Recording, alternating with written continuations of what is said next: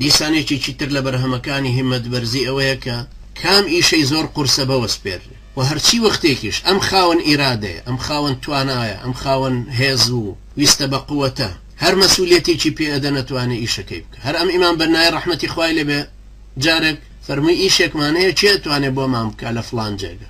چەند کەسێک گوتیان ئێمە، یەکێک گوتی من ئیشم نییە توانم بچم، دوای فەرمووی چێ زۆر ئیشق هەیە مەشغوڵە، یەکێک گوتی من، فەرمووی باشە جەنابەت بۆ مام. دوای پێیان وتیان بۆچی وەها ئەوە تەکلیف کرد کە ئەوەندە مەشغوڵە؟ فەرمووی ئەم مەشغوڵە لە ناو خەریک بوون و مەشغەڵەتی خۆیان کات و شوێنێگە دۆزێتەوە بۆ ئەنجامدانی کارەکە، بەڵام ئەمیان چونکە ئەوەندە کاتی زۆرە بەدەستێەوە بێهیمەتە ئەمە هەرەڵە دەی دوایی کەم تا نەتیجەتەن وەختەکەشی لە دەسەر ڕواو نایکە. لەبەرەوە زەروری ئەنجا ئەو کەسانی کە خاوەن ئیرادەن کار و کارتێکردنیان هەیە. ئیمامی ئیبن عەقیلی حەمبەلی یەکێکە لە هەرە عالمە گەورەکانی ئومەتی ئیسلام برایانی بەڕێز، شخصیەتێکە زۆر خەیاڵی، حتا ئیمامی زەهەبی ڕەحمەتی خوای لێ بکە لە سیر ئەعلام النوبەلا ئەباسیەکە ئەفەرمێ هیچ یەکێک لە ئومەتی ئیسلام نەگەیشتۆتە ئیبن عەقیلی حەمبەلی، تەنها کەسێکە کە 800 کتێبی نووسیوە، 800 کتێب. ابن عەقیل فەرمێ لە 80 ساڵیە حەزم لە وەرگرتنی عیلم هەروەکو ئەو کاتەوا بوو کە تەمەنم 20 ساڵ بوو. ئەفەرمێ کاتەکانی خۆم بە فیڕۆ نەئەدا،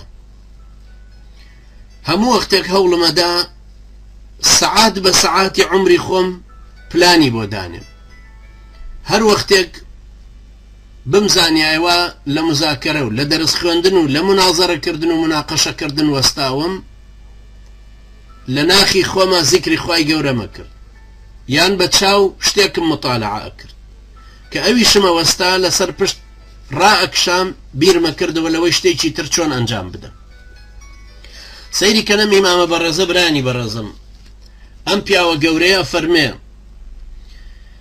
ئیمام ابن الجەوزی ڕەحمەتی خوای لێ بێ کە یەکێکە ئەویش لەوانەی کە کتێبی زۆریان نووسیوە و یەکێکە لەوانەی کە هەموو ڕۆژێکی تەمەنی 4 لاپەڕەی بەرەکەوێ کە کتێبی نووسیوە.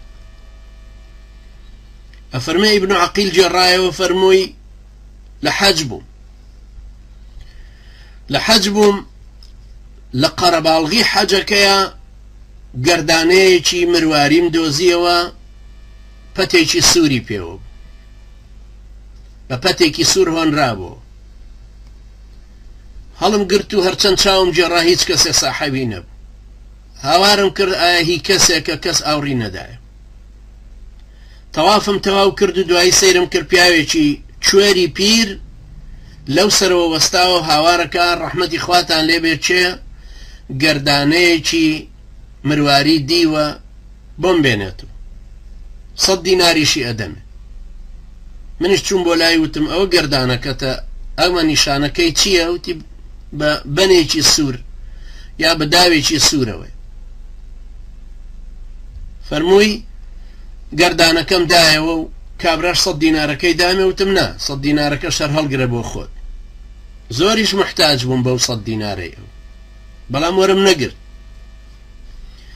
دوایی هاتم بۆ شام، چوون بۆ بەیت المەقدس و زیارەتی قودسم کرد، ویستم بچم بۆ بەغدا، دوایی وتم با بە حەلەبا تێپەڕم، ڕۆیشتم بەرەو حەڵەب. لە حەڵەب زۆرم سەرما بوو، زۆرم برسی بوو، چوومە مزگەوتێک، وتیانەوە بۆ ئیمامەتێکەمان بۆ ناکەی، ئیمامەکەمان ئەمری خوای کردووە و لێرە نییە، نەماوە. منیش نۆژەکەم بۆ کردن، وتم وەڵا برسیمە، خواردنیان هێنا و نوێژەکەیان زۆر بەدڵ بوو. هەندێک پرسیاریان لێ کردم و سەرەتای ڕەمەزان بوو، وەڵامم دانەوە. وتیان برا پیاوی چاک بە لێرە بمێنەرەوە، ئێمە ئیمامەکەمان ئەمری خوای کردو، ئێستا ئیمامیش کەشمان دەست ناکەوێت، لێرە بە. هەڵێ ڕازی بووم، تم باش، هیچ نەبێ ئەم مانگە لێرە ئەبم و دوای ئەگەر ویستم بەرەو بەغدا ئەکەومەڕێ. پاش فترێک لە هەر لە ڕەمەزانەکەیە خەڵکەکە پیان وتم وتیان کاکە ئەم ئیمامە بە ڕێزەی ئێمە کە کۆچی دوایی کردووە کچێکی هەیە زۆر لە خواترس و ساڵحە و ئافرەتێکی باشە، بۆچی بۆت نەخوازین؟